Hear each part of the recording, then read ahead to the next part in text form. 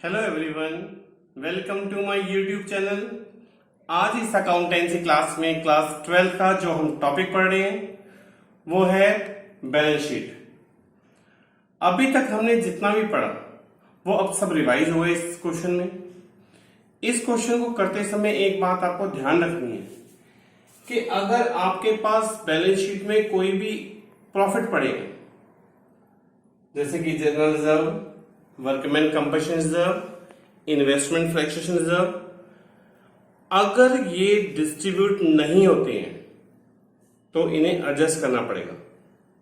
अगर ये डिस्ट्रीब्यूट हो रहे हैं तो इन्हें डिस्ट्रीब्यूट करने के लिए रेशियो गिवन है, कौन सा? Odd ratio. एडजस्ट करने के लिए रेशियो कौन सा है जो मैंने निकाल लिया है? Sacrifice ratio. इसका फॉर्मूला है old ratio minus new ratio. ऐसे इस पर्सन जो पी है उसने गेन करा है और जो आर है वो सैक्रिफाइस कर रहा है। एंट्री के अकॉर्डिंग जो पर्सन गेन करता है वो डेबिट हो जाता है, मैंने लिख लिया है, और जो पर्सन सैक्रिफाइस करता है वो क्रेडिट हो जाता है। ये एंट्री का नाम ही है एडजस्टेड एंट्री। एडजस्ट सिर्फ वो अमाउंट होती है जो अमाउंट डिस्ट्रीब्यूट नहीं होती। तो हम देखेंगे कौन सी चीज डिस्ट्रीब्यूट नहीं हो रही, उसे हम एडजस्ट करेंगे इस रेशियो में। क्वेश्चन लिखा है मैंने, P Q R in partnership sharing profit and losses in the ratio of 5:4:3 on 31st March 2019. Their balance sheet was as follows. ये पूरी बैलेंस शीट गिवन है। नीचे लिखा है it was decided that with effect from 1 अप्रैल 2019। यानी ये information थी 31 मार्च की और ये इंफॉर्मेशन है 1 अप्रैल की। 1 अप्रैल को the profit sharing ratio will be 4:3:2। यानी जो रेशियो पहले था अब वो चेंज हो गया।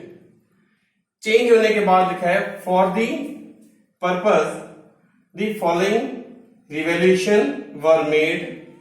पहला रिवैल्यूएशन हुआ किस पे? फर्नीचर पे, तो मैंने डॉट लगा लिया है। फर्नीचर की वैल्यू फ्लैक्चुएट हुई है। स्टॉक उस पर टिक लगा लिया है। प्लांट एंड मशीन पे भी टिक लग गया मेरा, डेटर्स पे भी टिक लग गया और आउटस्टैंडिंग पे भी टिक लगा दिया मैंने। यानी जिस पे एडजस्टमेंट थी मैंने उस पर डॉट लगा दिया। अब आगे लिखा है partners agreed that altered values are not to be recorded. वो चाहता है कि जो उसकी बैलेंस शीट की वैल्यू है वो वैसी की वैसी रहे। अगर इनमें जो फ्लैक्चुएशन होना है वो फ्लैक्चुएशन चाहता है कि वो नहीं दिखाना चाहता, तो हमें क्या करना पड़ेगा? उन वैल्यू को अलग से ट्रीट करना पड़ता है। जैसे कि आगे लिखा है in the books and they also do not want to distribute general reserve. वो चाहता है कि ये प्रॉफिट डिस्ट्रीब्यूट नहीं करना। वो जनरल रिजर्व डिस्ट्रीब्यूट करना नहीं चाहता, तो हमें उसे क्या करना पड़ेगा? एडजस्ट करना पड़ेगा। जैसे मैंने पहले कहा था, जो प्रॉफिट डिस्ट्रीब्यूट नहीं होगा वो क्या होगा? एडजस्ट होगी। कौन से रेशियो में? सैक्रिफाइस रेशियो में। आगे लिखा है you are required to post the single journal entry to given effect the above and also prepare balance sheet. तो हमें ध्यान रखना है कि अपनी बैलेंस शीट बनानी है और एक वो सिंगल एंट्री बनानी है। तो शुरू करने का क्वेश्चन यहां से तरीका है, एक एक इंफॉर्मेशन पढ़ेंगे। जैसे कि लिखा है सन्ड्री क्रेडिटर की अमाउंट है 50,000, तो देखिए 50,000 लिख दिया मैंने यहां पे।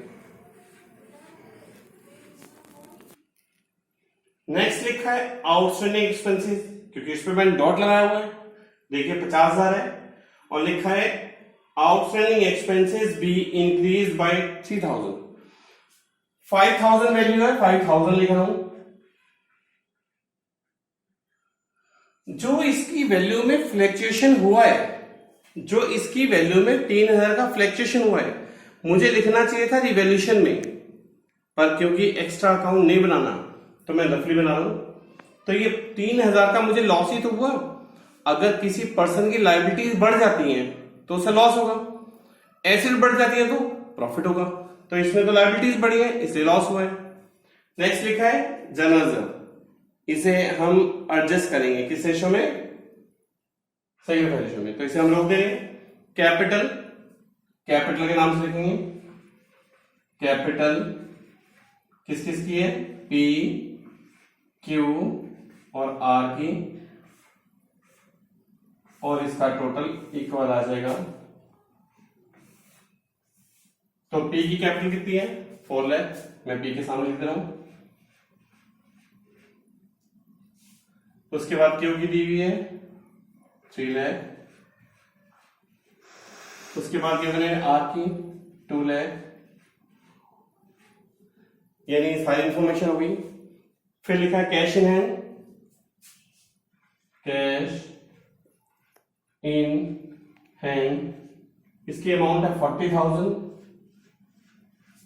नेक्स्ट लिखा है डेटर्स की अमाउंट है 2,10,000। Sunday debtors 2,10,000।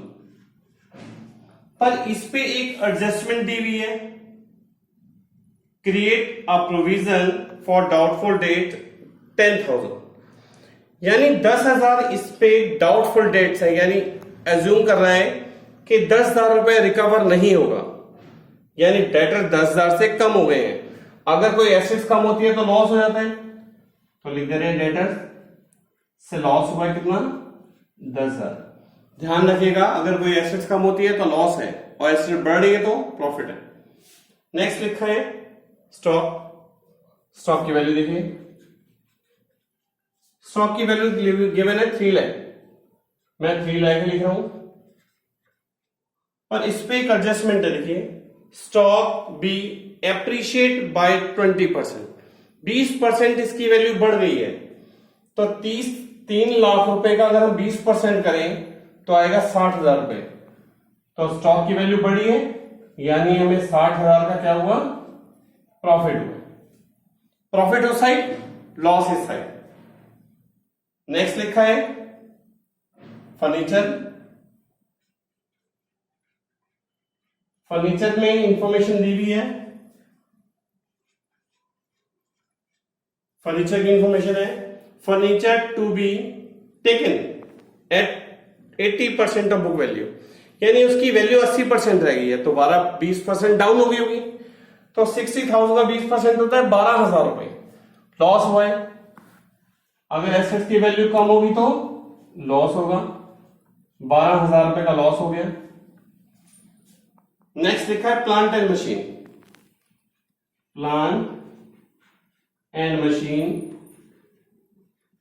इसकी वैल्यू लिखी है 4,20,000, और जबकि इसकी इंफॉर्मेशन दी है plant and machinery be valued 4 lakh, यानी ये 4,20,000 की एसेट थी, अब इसकी वैल्यू सिर्फ 4 लाख रह गई है, यानी इससे भी लॉस हो गया कितना, प्लांट एंड मशीन से 20,000 का लॉस हुआ है।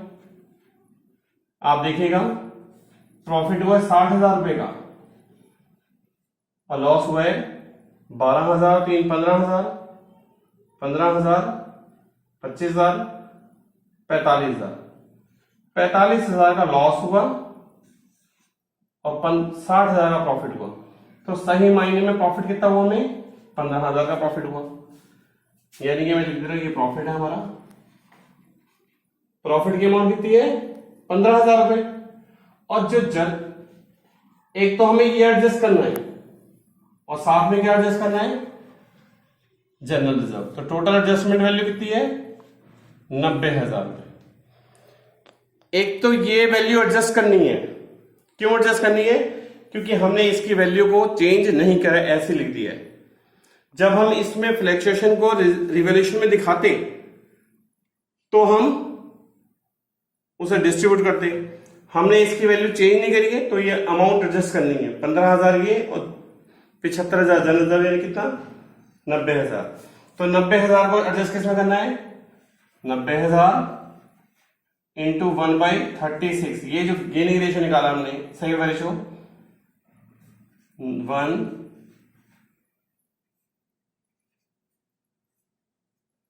₹2500, यानी इस एंट्री में जो अमाउंट आएगी वो कितनी आएगी 2500 और 2500। क्लियर होगा कि ये कैसे अमाउंट आई। एक तो ये जो लॉस प्रॉफिट हुआ वो लिखा मैंने, और एक जनरल रिजर्व, दोनों जोड़कर गेनिंग रेशियो और सेक्रीफाइस रेशियो में एडजस्ट कर दिया मैंने। जो इन्हें गेन करा है उसका नाम डेबिट, और जिन्हें सेक्रीफाइस करा उसका नाम क्रेडिट।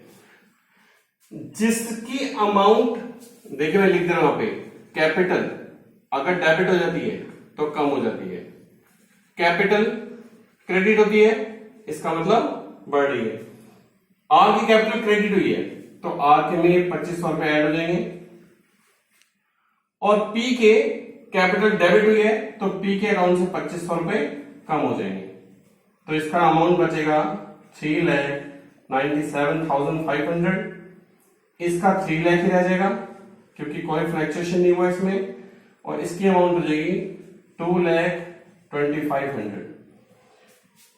जनरल रिजर्व डिस्ट्रीब्यूट नहीं हुआ है इसलिए जनरल रिजर्व भी यहां पे लिखा जाएगा। अगर ये डिस्ट्रीब्यूट होता तो नहीं आता। बोथ साइड का टोटल सेम आ जाएगा 10,30,000, 10,30,000 यही अमाउंट आएगी। तो यही अमाउंट इस बैलेंस शीट का टोटल होगा। क्यों? क्योंकि उसने लिखा था partners agree that alternate value are not to be recorded. अगर कहीं ये लिखा हो तो आप ध्यान रखिएगा जो बैलेंस शीट पहले है वही हमारा आंसर इस बार आएगा। इस क्वेश्चन में मैंने कोई भी एसेट की वैल्यू नहीं बदली। अगर मैं इस एसेट की वैल्यू बदलता तो मैं रिवैल्यूएशन बनाता, पर क्योंकि इसमें वैल्यू चेंज नहीं हुई है तो जो हमारा फ्लक्चुएशन हुआ हमने उसे एडजस्ट करना है। जैसे जनरल रिजर्व एडजस्ट करना था ऐसे वो प्रॉफिट भी एडजस्ट करना है, जो मैंने जोड़कर इस रेशो में एडजस्ट कर दिया। जिन्हें गेन करा है वो डेबिट, जिन्हें सेक्रीफाइस करा है वो क्रेडिट। अगर आपको ये क्वेश्चन अच्छी तरह क्लियर हो गया हो तो प्लीज मेरे चैनल को लाइक, शेयर एंड सब्सक्राइब करिएगा। Thank you for watching my video.